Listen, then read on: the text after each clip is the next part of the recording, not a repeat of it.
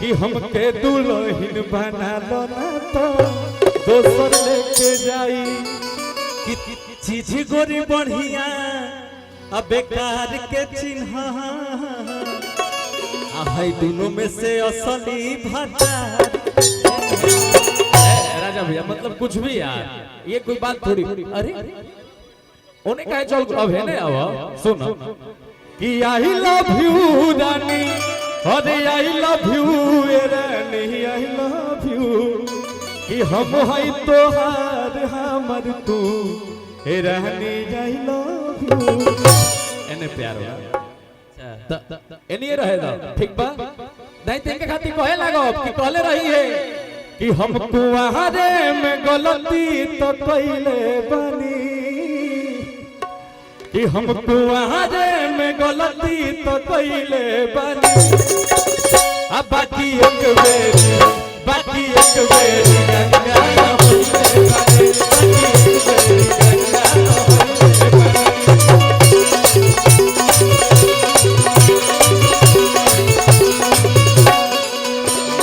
हर में गोरी कुछ कइले रहोगी ना यार से प्यार के मोहर तू मरवइले रहोगी ना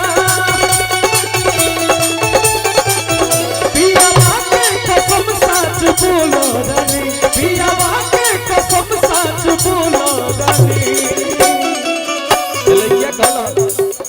हम तुम्हारे में गलती तो कइले बानी हम तुम्हारे में गलती तो कइले बानी बाकी एक बेरी गंगा होइले बानी ओ बाकी एक बेरी गंगा होइले बानी।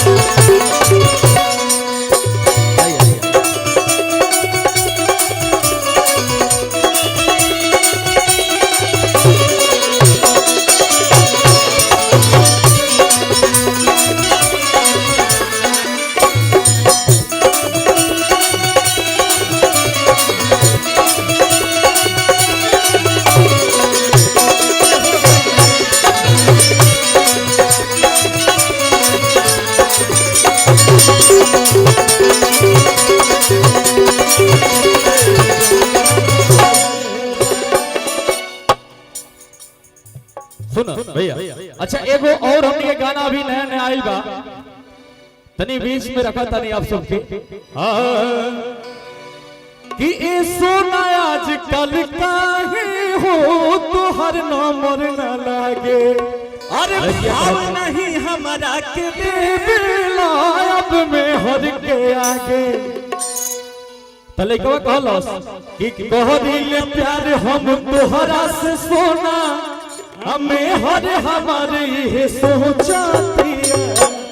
देखिए अब मोबाइल नया गाना आइल है मोबाइल के जमाना में भैया जरा के आप सब प्यार आशीर्वाद देता नहीं कि कह दिल प्यार हम तोहरा से सोना हमें हर हमारे ये सोचाती है। और का कि कैसे बहती अहिला पगली पूछती है लइकवा कहला तो लोग के भाई हो कि कैसे बहती अहिला पगली पूछती है अपनवा के पूछती है कैसे बहती अहिला पगली पूछती है अपनवा के पूछती आजकल काहे हो तो नंबर न लागे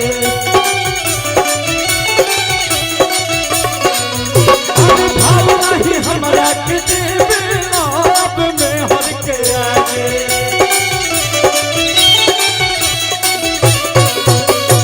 करीले प्यार हम तोहरा से सोना बेहर हमारी है सोचाती है।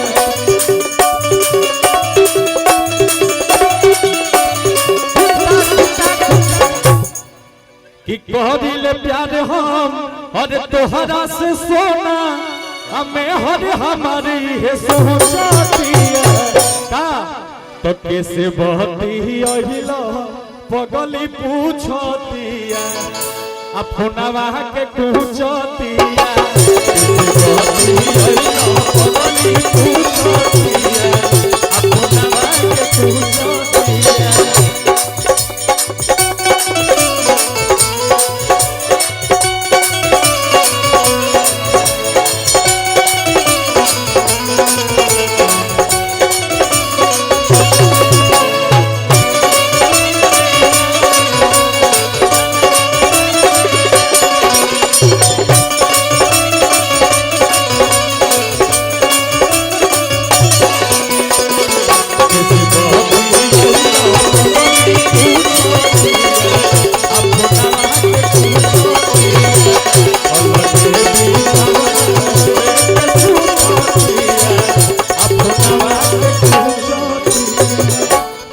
आप सब खूब प्यार आशीर्वाद दे रहल बानी